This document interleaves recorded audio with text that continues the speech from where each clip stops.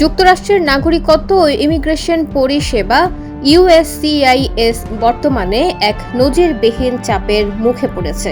তাদের সর্বশেষ রিপোর্ট অনুযায়ী 11.3 মিলিয়ন, 1 কোটির বেশি পেন্ডিং ইমিগ্রেশন আবেদন জমা পড়ে আছে, যা যুক্তরাষ্ট্রে ইমিগ্রেশনের ব্যাকলগ ইতিহাসে সর্বোচ্চ।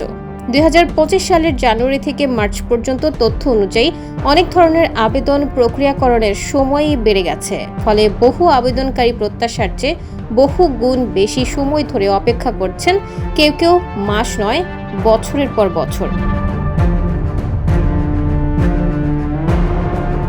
ইমিগ্রেশন বিশেষজ্ঞদের মতে, ট্রাম্প প্রশাসনের সময় ইমিগ্রেশন জালিয়াতি শনাক্ত করতে কড়াকড়ি আরোপের ফলে অনেক আবেদন অতিরিক্ত যাচাইয়ের মধ্যে পড়েছে।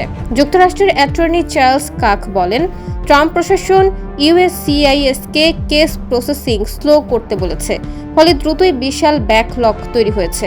2028 সালের মধ্যে আমরা হয়তো এমন একটি সময়ে পৌঁছাবো যখন বৈধ ইমিগ্রেশন সিস্টেম কার্যত বিলুপ্ত হয়ে যাবে।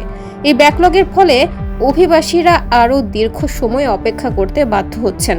অনেক পরিবার ভিসা বা গ্রিন কার্ডের জন্য অপেক্ষায় বিপাকে পড়েছেন। যুক্তরাষ্ট্র অভিবাসন ব্যবস্থার উপর জনগণের আস্থা কমে যাচ্ছে। এই পরিস্থিতি অভিবাসন নীতিতে পরিবর্তনের আহ্বান জানাচ্ছে। দীর্ঘমেয়াদী পরিকল্পনা ছাড়া এই ব্যাকলগ আরও মারাত্মক হতে পারে বলে সতর্ক করেছেন বিশেষজ্ঞরা।